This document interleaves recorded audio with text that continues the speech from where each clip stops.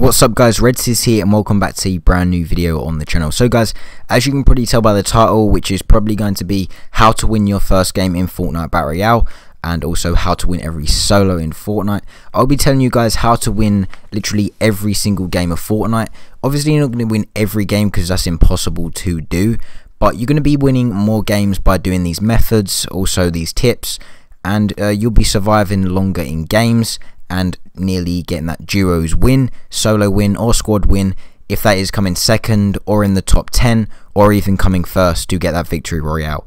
So I'm going to be telling you all the steps to actually win and obviously win your first game if you haven't already. If you have won your first game, this video still applies to you guys. You guys can listen to these tips and tricks and probably become a much better player in Fortnite. So before I do get into this video on how to win your first game in Fortnite, I just want to give a big shout out to Beast Bobby 12345 for actually being first comment on my last video. So guys, if you want a chance to actually win a shout out in the next video, all you guys have to do is get first comment on this video when I upload. So if you do get that first comment on this video when I upload, you'll be getting a shout out in the next video. But one other thing you have to do to get that shout out in the next video, if you do get first comment, you have to follow me on Instagram. My Instagram is red.sizz. I'll probably leave it somewhere in the one of these bottom corners of the video so that you guys know what my Instagram is and you can follow me on there. And I do post like memes and stuff on there if you want to actually look at that as well. But once you have followed me on there, just DM me your YouTube name so that I know that it is you, and that when you do comment first, I can give you that shout out, and I know you follow me on Instagram and also got that first comment on my video. So also guys, I just want to say make sure to put notifications on as well for that shout out. If you do put notifications on, because I know sometimes YouTube don't actually send the notifications out to people that have actually subscribed to me, and the YouTube video doesn't go into sub boxes, because that is a big problem with YouTube at the minute. So make sure to put notifications on, because then you'll be getting every single video that I upload straight into your sub box, and it'll be much easier for you to find and obviously watch the video to actually get more tips and tricks on how to win more games, more loot places in Fortnite, and just more other cool tips and tricks, maybe like news updates on Fortnite Battle Royale. So if you do all them, thank you, and yeah, you'll be with a chance to win a shout in the next video. So without further ado guys, let's get straight into today's video, which is going to be how to win your first game in the Fortnite Battle Royale. Or if you have already won your first game, just some tips on how you guys can win more games in Fortnite. And also this will apply to solos, duos, and also squad. So as you can see right here, me and my friend Matt, we are in a duos game. So I'm going to be talking over the duos gameplay, and we don't get a high kill game, but we do get a win. So where we've dropped right here is going to be like the towery kind of place. I don't really know what to call it really. Me and my friends do call it like Hogwarts, because it does really look like the Harry Potter like Hogwarts kind of place. So that's going to be located near the motel place, so it's going to be on the left of that. If you are looking at the map from like upwards, I would say it's on the left of the motel, in the kind of like the top kind of corner of the map on the left, saying like the middle kind of area. So that is the best place to actually drop if you are in a solos, duos, or squads game. So I suggest going there because it has quite a lot of chests. It probably has about, say, like 6 chests, and it does have quite a lot of good loot on the floor as well. And yeah, you can get a good lot of loot to start off the game there. And who knows, you could get a scar at the start of the game if you go there. And also, not many people go there. I suggest if you are in solos, maybe you could be expecting about, say, like 2 people go there, or say 1 person, but not too many people that you have to come against. And it will give you a good start of the game, and it will make you improve at the game because of the fact that you have to take out about 1 person or 2 people at the start of the game. And if you keep dropping there, if you keep going there, you'll be improving every single time you go here. So what I suggest doing in the game as well, I suggest to have Builder Pro like controls if you are playing on PS4 or Xbox, because these controls you will get used to eventually. It does take you quite a while. It took me about 2 days to get actually quite used to these controls, and it does give you a huge advantage on other players if they are using, say, the standard controls or the Combat Pro controls. I wouldn't say as much the Combat Pro controls, because some people can be very good with Combat Pro controls. So more likely if they're using standard controls or just the building controls, I think there's one of them as well, which allows you to do like kind of building and stuff. And the Builder Pro is the same as the Combat Pro, but it just has different kind of things when you open up the building part. So if you can see here, if I do open up the building part, when you press circle on the building parts, or whatever console or PC you're on, if you're on PC, you automatically do it your own way and you can set up your own keys and stuff. But on PS4 or Xbox, when you do press circle on here, it will come up with like, say, like R1 to place like a wall, and then like, say, R2 to place a plank, and then like, say, like L1 and L2 to place either a triangle or a like, say, ramp. So as you saw right there, I was using the Builder Pro controls. Also, my friend Matt is using the Builder Pro controls as well. So what he did there, he was building up. And also what you can do with the Builder Pro controls now, you can do what they do on PC, where you can place a like a wall in front of where you're actually building up on the ramps to give you more support. And also you can place a plank below that to give you even more support when you are actually doing like ramp rushing, or you're rushing a player.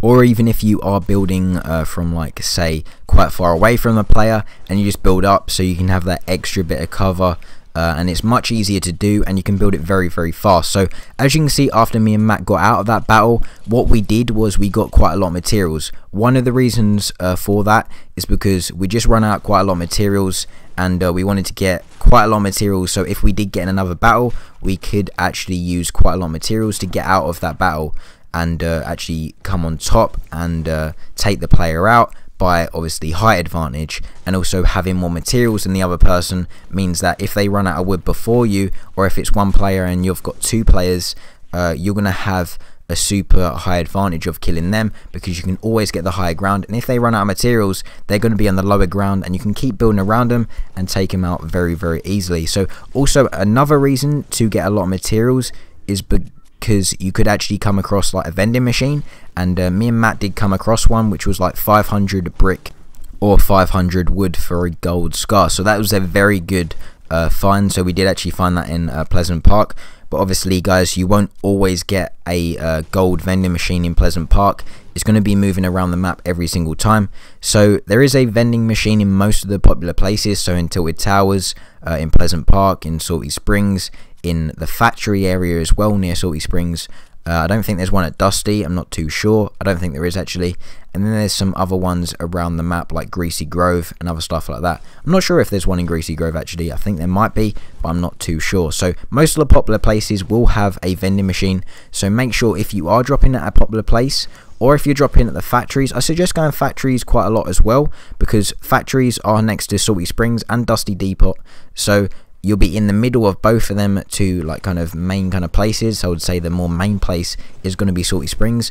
So you can go to the factories. If there's a golden vending machine there is quite a lot of trees there, and also there's quite a lot of metal and also quite a lot of brick from the houses at like the factory kind of place. You can destroy them and get quite a lot of brick from that.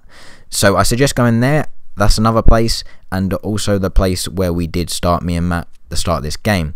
So as you can see right here, me and Matt are like top 17, and we're just scouting the area, we're just looking about, and Matt did actually spot someone on like the other side over here on like east way, and it was like 120 east or something, and we was just looking for this guy because he actually did disappear, and we didn't know where he went. But later on we did find him, and also we did find someone else as well. So as you can see, what we are doing, we're just scouting the area like I said, and we're just looking out for other players as well as the player that we did see, and we are trying to move towards right now to actually get the kill. I suggest if you are in squads, don't rush too much. I only suggest rushing if you are actually in a good position to rush. If the other team is like on say 60 health, all of them, make sure to go push them, but make sure your whole team goes with you. If you just go on your own, most likely you are going to die, and they are going to finish you. Most people in this game do finish you off very, very quickly. I don't know why that is. Most people need to stop doing that, because it is very annoying if you get like straight up taken out of the game. I like how like say Ninja or TSM Myth just try and kill the whole team, and then once they've killed the whole team, it eliminates everyone in that team. And if they do actually die to one of them people, obviously the other team are going to revive their players, and it gives them a higher chance of winning the game. But also what happens is, if they didn't actually win that, they're all going to die anyway, and it gives you more time to actually like kill the other opponents, and not to focus on the person that you want to finish, because that can get you killed a lot as well. So as you can see right here, me and Matt did have the high ground. I did actually keep switching to my like emotes kind of thing, where you can like call for like bandages and put like an emote up for like a shield or something, and I was missing quite a lot of my shots here, and my gun was jamming as well. So like when you shoot the SMG, I've noticed that sometimes it gets stuck and it like shoots a couple of bullets and it doesn't shoot like the whole thing, and then it keeps stopping and stuff. So I was having quite a lot of trouble with that with the SMG as well. So we just took out that team, me and Matt, and we're currently on like 3 kills. It's not a high kill game, but if you are starting off and you want to win more games, it doesn't always have to be a high kill game. And obviously me and Matt did drop to one of the places outside of the map. Also guys, what you want to make sure is when you do get a say big shield at the start of the game, you want to keep that big shield until you've searched the whole place that you are at. Or if you are in like a kind of outside place where there's not a lot of people, I suggest not drinking the big shield before you find mini shields, because most likely a lot of players do go around the corner of like the place where they've just drunk the big shield, and they do find a mini shield. So I suggest keeping the big shield if you are in an unpopular place, but if you are in say like Tilted Towers, make sure to drink the big shield, because it could be a matter of like life and death, and you could actually die from not applying that big shield at the start when you actually get that big shield. So make sure to apply it if you are in a popular place. If you aren't in a popular place and there's not a lot of people where you have dropped, make sure to save that big shield and try and find some minis. If you don't, then drink the big shield, and obviously you have a bit more health than you started off with. So the next thing that me and Matt are doing right here, we're just walking around the map. And if you are in solos, I suggest going around the edge of the map. As you can see right here, we are on the edge of the map, and we're going towards like kind of the edge of the circle as well. So we're kind of working our way around the edge into like the middle or the edge of the new circle. So we're walking around the edge, so when that storm does come in, it's going to come in the slowest possible time where we actually are, and it gives us more time, and most likely all the opponents are going to be in front of us because the circle is so small on this side. So right here we did see another team, and this guy did actually start jumping about. He was getting shot by another team as well, and this guy did have quite a lot of good loot. I think he had like 2 golden RPGs and so much loot, as you can see right there, and quite a lot of materials, and he had a port fort as well. And yeah, port forts, I suggest using them, and using them to your advantage, not just chucking them down. I know some people do that sometimes, but I suggest using them to your advantage, and try to get like into a gunfight before you actually use them. If you know that you are going to win that gunfight without using it, I suggest just don't use it and keep it for say another gunfight. If you think you are going to die, make sure to use it, because it could save your life, and you could have a bit more health than obviously you started off with, and you might not die, and you could actually save your team if say some of them are down, or you could revive some of them if they are in the base or in the port fort, because it's very easy to actually just revive someone in there, because you have a lot of space in there, and it just builds itself up, and then they have to destroy that whole port fort from the bottom, and it is made out of metal, remember that, and it can take quite a bit to destroy if the other team don't actually have say like explosive things like an RPG or a grenade launcher. So I suggest doing that, using your port fort to actually kill the enemy team, instead of just using it or chucking it down just in random places. In solos, I suggest going around the edge like I said, because if you do go around the edge in solos, it gives you a much higher chance of not getting shot in the back. And most of the time when I do die in solo is because I do get shot in the back. Most of the people I do come up with against them, like say in front of me, I will actually kill them, because I have like quite good building, and I can just take them out, and most likely in 1v1 challenges I can take people out very easily. So someone did actually suggest, how do you get better at 1v1 shotguns, like in like say solos or duo or squads? So what you guys have to do is you have to use a pump and then a tack. So if you fire that pump off straight away, most likely you are going to hit the other opponent, and if you don't hit them, you can switch straight to your tack, and you can actually keep shooting them with your tack. and then you can switch back to your pump and try and pump them again, because they have added a double pump back, but it's just a bit slower than it was before.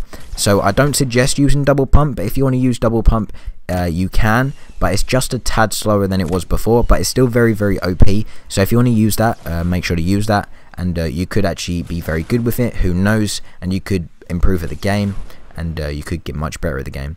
So if you do the double pump, make sure to get up close, and if you don't want to do a double pump and you want to do a pump tack, get close as well. But what you guys want to do is take time with your shots. So if you are using a pump, make sure you crouch and you like aim with your pump, because if you are crouched and you are aimed with your pump, you do have the smallest circle that you can get, which is going to give you the most damage with that shot. If you do hit them in the head, most likely they are going to die with the pump. And if they don't die with the pump, like first shot, and you get like say 100 and something, you can actually finish them off with a tack. That's why that method is a very good method. So hopefully this video did help you guys out to win your first game of Fortnite Battle Royale. If it did, make sure to drop a like on the video, subscribe if you are new, also put post notifications on, and like I said, I upload at 9:30 UK time, and that is PM. So yeah, hopefully you guys did enjoy this video on how to win solo, duo and squad, and also your first game of Fortnite Battle Royale. If you haven't won your first game of Fortnite Battle Royale yet, maybe this video can help you guys out to actually win your first game. So thanks for watching, guys, and if you did enjoy this video, make sure to share it to other people that could actually benefit off this video as well. So thanks, guys, and I'll see you in the next one. Peace.